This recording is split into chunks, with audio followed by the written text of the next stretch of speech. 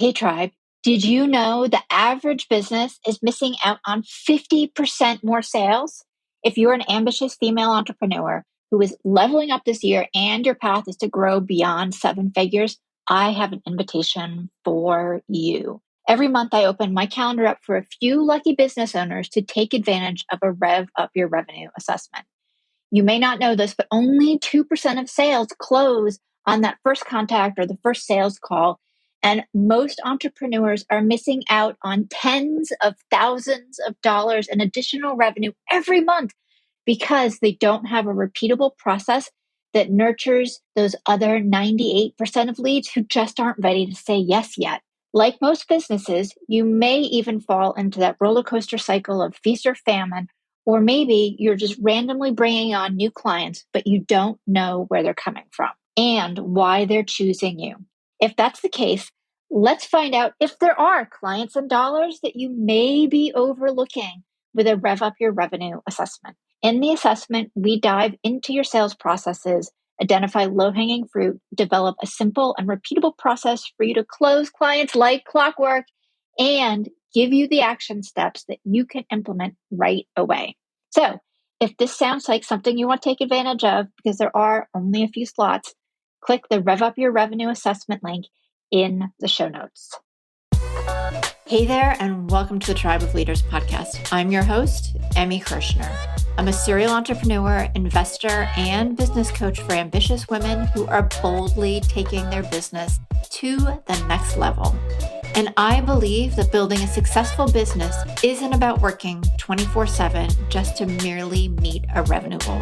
What it does take is a unique blend of dedication to purpose, courageous action, and frequently sheer will to overcome the odds that lead to meaningful impact and experiencing a life well lived. In each episode, you'll get to know the women and men who are unafraid to put it all on the line as they share the stories of success and failure that have made them incredible leaders and the magic they gift the world with. As you're listening, and I hope finding value, don't forget to share the Tribe of Leaders podcast with all of your other entrepreneurial friends and to follow us wherever you're listening to this podcast. Hey, everybody. Welcome to another episode of the Tribe of Leaders podcast. Today's guest, Sarah Wirth, is considered one of the world's foremost authorities in metric-based performance coaching and growth. She is the president of Excel Institute, the world's first and only organization to measure and quantify leadership effectiveness. Sarah is also the co-author of the Amazon best-selling book, The Coaching Effect, which helps leaders at all levels understand the necessity of challenging people out of their comfort zone to create high-growth organizations. Sarah, welcome to the show. I've got a million questions for you because out of the comfort zone is something that everybody is talking about, and I don't know that we're really doing it. Yeah, well, thank you so much for having me. I'm really looking forward to our conversation today. Yeah, share with everybody just like a brief snapshot of your journey into where you're at right now at Excel. Yeah, so I really have spent the vast majority of my career understanding what makes a leader really good at their work. So done a lot of research with the different companies that I've worked with. Of course, now written The Coaching Effect that's all about those concepts. But that's really been the core of my professional journey. I'm actually trained as an attorney. So went to law school, graduated from law school, sat for the bar, all that good stuff, and just didn't ever love being a lawyer. And so got into leadership development through some connections that I had. And it's been my life's passion because I love understanding great leaders and I love understanding how they help their teams perform better. When you have a great leader leading a team, what are some of the differences that you see? Yeah, well, you brought up already the concept of getting people out of their comfort zone. And so when we first started studying great leaders here at Excel Institute, that was one of our discoveries early on, is that those leaders who are really effective at helping their team members grow, they're not just the nice person. They're not just always right? The kind, supportive, empathetic. Right. Yeah. Yeah. Now they definitely have those qualities. So I don't want to make it seem like that's not important. It is. But they also have this additional quality of being able to push you, to challenge you, to give you assignments and opportunities that really force you to get better and to grow. And sometimes that makes people a little uncomfortable. And a really great leader is able to say to you, you know what? I know you're uncomfortable and I know you might be a little scared and I know you may not believe me that you can accomplish this, but I think you can. And so I'm going to push you in this direction that maybe you don't even necessarily feel ready for right now. What is it that keeps leaders in a place where they're comfortable pushing other people? Yeah. Because it's almost like a confrontation a little bit, and not at the same time. Yeah. So I think the motivation really comes from that desire that I want us to be able to achieve more. I want you to be able to achieve more. I want our company to be able to achieve more. So I think it's really a drive and a desire for higher performance and for growth. But I think it comes in kind of two packages. So in one instance, you have the leader who really has that motivation and kind of solely that motivation. So they come off as the leader who's probably too aggressive, that you probably don't like very much, that you might think doesn't care about you, right? Only cares about the bottom line. That's one group of it. And then you have the leader who pushes you and challenges you, but also cares about you a lot and really values you as a person and wants you to be successful and has your best interest at heart. And so it's that second group of leaders that, of course, are the really effective ones, because when they push you, you know it's not only because they want the company to grow, but it's for you. It's for your success. It's for helping you achieve something that you didn't think you could achieve before. And so that feels very different when they have that underlying care and concern for you as a person. Yeah, I totally agree. From a coaching perspective, at least for me with my clients, like I'm very empathetic and I'm also very direct. So there's that constant balance of the kind of like love hate, because it's not unusual at some point during our coaching relationship for them to be like, I don't like you right now. Right. Right. And I'm okay with that. Like they're not supposed to like me in that moment. Yeah. I'm sorry. I was going to say, I'll ask leaders that sometimes about, who are uncomfortable, right? They're uncomfortable pushing people. They don't want people to dislike them. So they kind of hold back a little bit. And one of my favorite questions to ask them is just, who do you push the most in your lives? And if they have kids, inevitably they'll say my children. Those are the people that I'm constantly challenging, holding to a high standard, pushing. And I say, okay, so your kids. So why do you push your kids? They're like, well, because I love them. I want them to be successful in life. I want the best thing for them.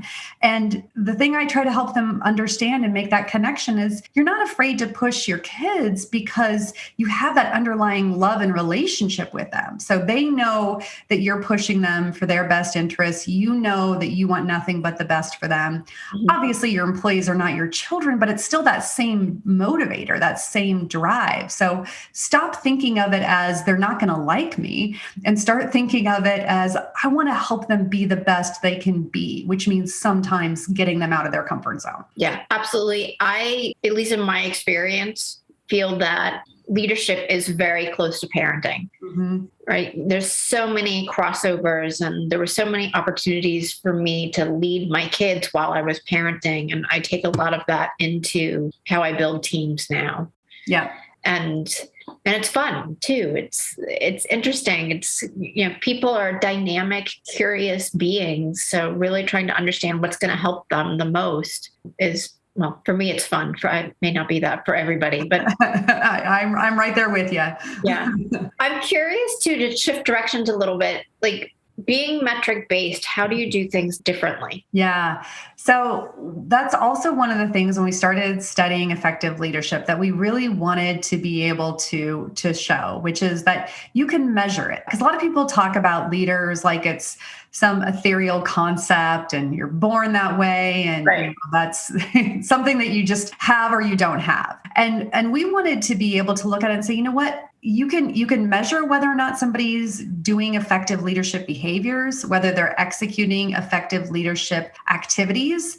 and then correlate that to the performance of their teams. So leaders who do certain activities, such as giving feedback, doing that more often, putting feedback in writing, not just doing it verbally, but some written feedback. We see based on our research that those leaders have teams that are more likely to be hitting their performance goals. So we really like to measure the activities and the behaviors of leaders so that then we can share that with others to say, you know what, if you want to get better at this, here's some really specific things you can do that can help your team perform at a higher level. What would be something that you found that people can do? Yeah, well, so the written feedback is a big one. That's something that great leaders really do. They also talk a lot more about career development with their team members. So they're sitting down with them at least once a year, talking with them about their career goals, helping them find specific opportunities to take on more responsibility or maybe a new learning opportunity to help them grow. Because those great leaders understand that even if you love your current role, even if you don't want to do anything different in terms of a promotion or a different position, that you still want to be growing and that you should still be growing as a person in that role. And so the great leaders will do those career discussions for everybody on their team, not just people who want to be promoted to management. Okay, super cool. And I'm curious too, like as you've found, measured, received all this data over the years, how has that changed how you're leading just in your life in general? Oh my gosh, it has changed so much of it. It really has. I feel like, I'm the doctor, right? Who, is talking to people all day around how to be healthy. And it is a constant reinforcement of I need to be practicing these same things. Probably the thing that it's changed the most for me is what we were talking about in terms of getting people outside their comfort zone. Because I think previously I would have had a tendency to hold back a little bit, to not want to make anybody feel too uncomfortable, not to push them too much. Definitely don't want to push them into a space where they're scared or not sure if they can achieve. And now I really see the benefit of that. Now I really see the importance of challenging people, of getting them out of their comfort zone. And when they're scared or nervous, you can help them through that, but don't hold back. That's for the benefit of the person. If you're going to really help them grow, you got to get them there. So that's probably the biggest thing that I've changed in my leadership philosophy. Are there particular questions you ask to help draw people out and kind of get them into their uncomfort zone, or is it specific to each person and each industry level, et cetera? I think there's some specific questions that you can use that will help people figure that out. Because what I've seen over the years is a lot of times people don't necessarily know what they want to be doing more of. They don't know how they want to grow. Some people do. That's great. It's nice when you have somebody who's really clear with that. But a lot of people just haven't considered it. So I like to ask them questions about, tell me about what you're passionate about in your work. What gets you really excited? On a given work week, when does time really fly for you? When are you really kind of in the zone and feeling like I'm just working at my best level? What are you doing in those moments? What would be your professional dream? If you were sitting around at a retirement party someday, what would you love people to have said that you accomplished in your career? So I'll ask them questions like that maybe get them thinking a little bit differently. You can ask them standard stuff like, what do you want to do in the next 5 years?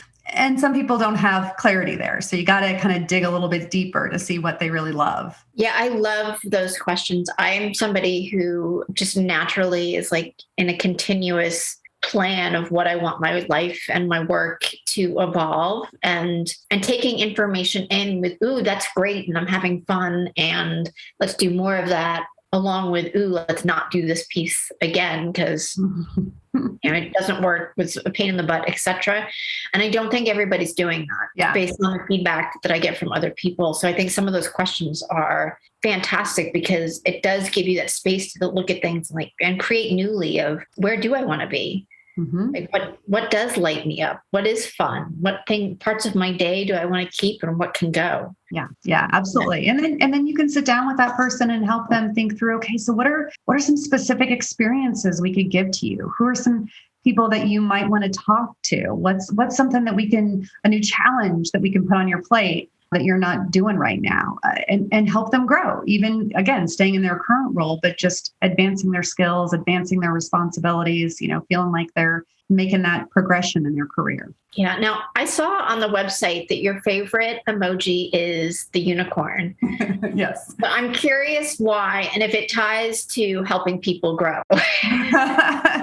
So that's a great question. There's a couple reasons why I love that emoji. And one of them is just when I think about it, there's kind of two things, and one's really silly, and the other reason's probably a little bit more thoughtful. But the silly reason why I love that emoji is because when I was about 8 years old, my favorite t-shirt in the entire world had these rainbow sleeves on it.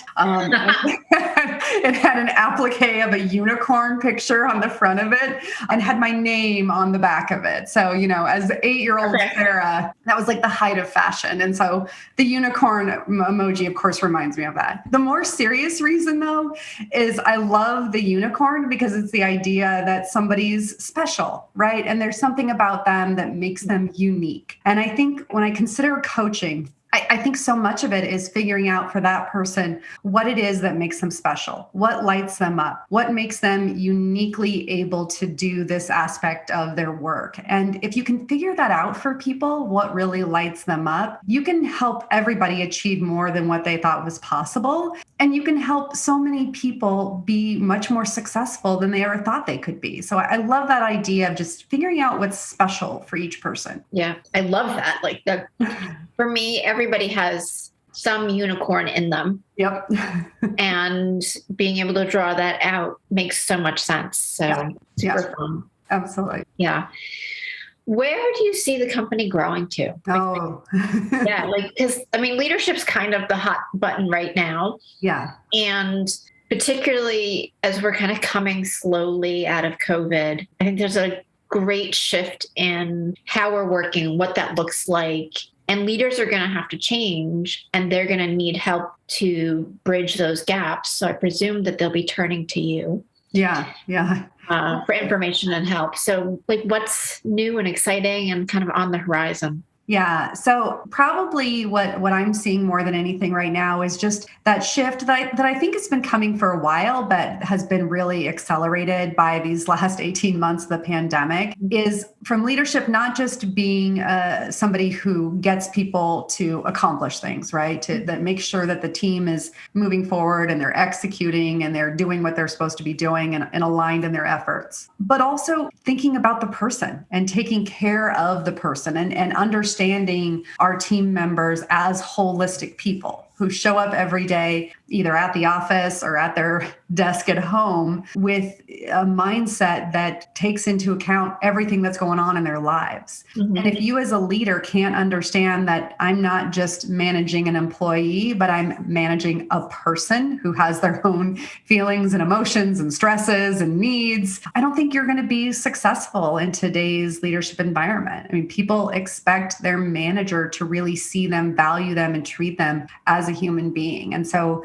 we see that more and more. And I feel like just, again, the pandemic has really accelerated that, where people want that respect for them from their leader. Yeah, it feels to me like we're moving into a kinder, gentler workplace where it's not like grind away mindlessly and the only thing we're measuring is output.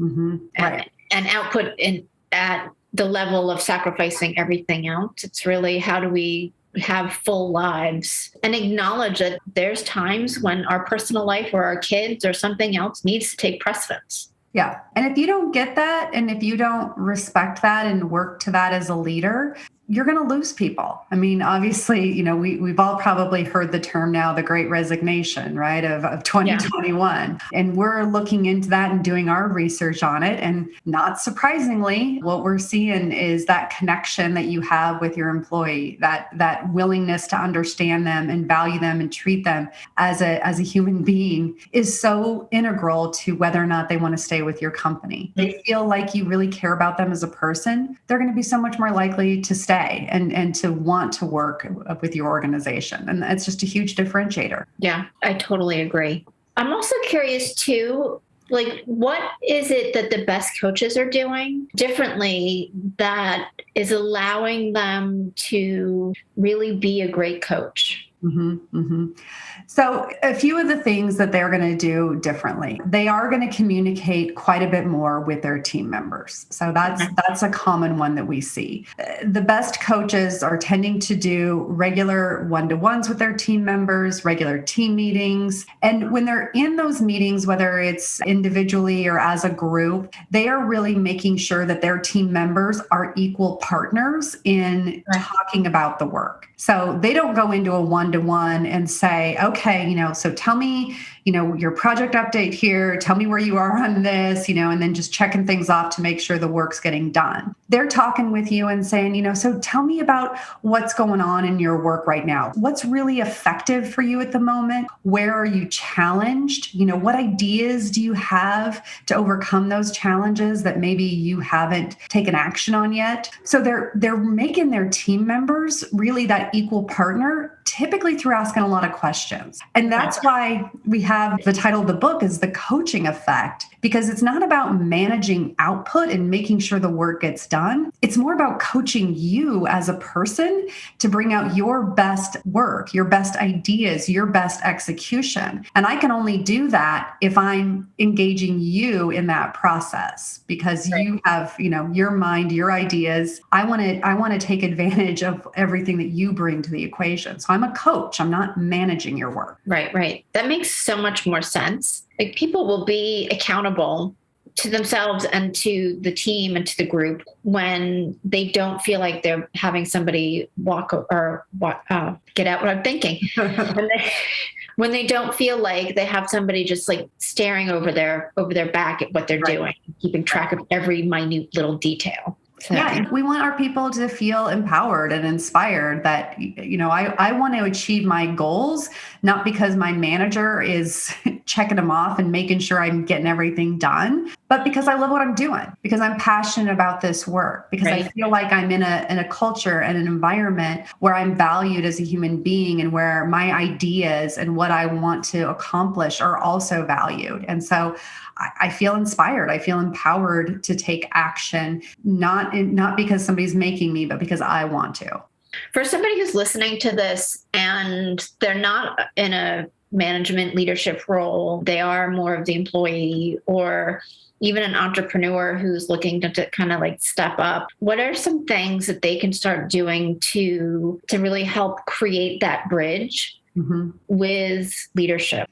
Yeah, to get themselves kind of ready for that next. Yeah, so they're kind of coaching themselves up. Yeah, I'd say probably the number one most important thing to get good at doing, and you can do this if you're not a leader currently. So this is something that any of us can work on if we want to be a good coach. Ask questions. Get used to asking the other person questions to help them think through something, how they're approaching it, what their ideas are, what their strategies are, what next steps they're going to take. And listen to them. You can ask them questions that help, them maybe see some things that they're not seeing, or you can throw out some suggestions to them from time to time. But the best leaders are really behaving like a coach, where they are asking questions and helping you learn to think through things rather than just telling you, giving you answers and telling and saying to you, this is what you have to do. Absolutely. So it's really just ask more questions. And Absolutely. And then, we were talking earlier about coaching a team of employees and being a parent. I use it a lot with my kids, even to the point that sometimes my 16-year-old will say to me, Mom, can you not do that thing where you ask me a bunch of questions to help me figure out what I should do? Can you just tell me? Just tell me what you want me to do here, Mom. And I say, no, I'm not going to do that, because if I tell you, you don't learn to think through this stuff on your own. So I want you to learn how to think through this stuff on your own. So I'm going to keep asking you questions. Yes. Yeah. And I found, at least with my kids, that it makes them more inquisitive and more curious about life in general, because they're so used to having to kind of figure some of that out, but also they know what the questions are. Yeah. Well, and it gives them confidence in themselves too. They start to realize, what, I've got a good mind. I can think through this stuff. Yes, it's a hard question to answer, but if I sit down and think about it, I can come up with what's probably the best approach. So they learn to start to trust their judgment around how to handle different situations. And that's really important, whether it's your child or your team member. You want them to feel confident that they can think through something. Absolutely. And for me, that's like the ultimate goal, particularly in entrepreneurship for me, is building businesses that are not only profitable, but that you can step out of as the leader and everything still functions beautifully. Mm-hmm. And you're still growing, you still have sales, people are interacting positively and solving problems together. And that all starts with a lot of those questions and allowing everybody to figure things out the way their brains work and not necessarily the way yours does. That's right. That's right. And then you harness the collective wisdom of the group, right? Mm-hmm. Because if I'm telling you what to do and then you're just passing that message down to the next layer and they're passing that down to the next layer, the only real brain power that's being harnessed is the CEO, right? That senior leader. And everybody's just marching to whatever beat they're setting. But if that CEO is asking questions and engaging their VPs, and that they're helping to come up with strategy, and then those VPs are working with managers to come up with strategy, all of a sudden we're getting everybody's best thoughts and ideas. And that's so much more effective. Yeah, it's so funny how many times my clients come to me and they're like, I don't know how to solve this thing, fill in the blank with whatever the problem is. I'm like, well, did you ask your team? Mm-hmm. And they're like, no. Aren't I supposed to just have the answer? I'm like, no. That's right. I always joke I'm the best coach when I know nothing about the topic. Because if I know nothing about the topic or what they should do there, I'm really good about asking questions because I don't have any sense of what the answer should be. I'm the worst coach when I think that I'm super knowledgeable because then I like to, tell people, well, here's what I think. So it's sometimes better to not know the answer because then you engage your team. Yeah. Yes, absolutely. And the groupthink creates better solutions every single time. Yep. So for me, that communication and that interaction is so empowering, but it also creates the ability to work together far more effectively than having that very hierarchical kind of trickle down effect so that information's, disseminated more. For me, it's more of a flow over just straight line. That's right. Yeah.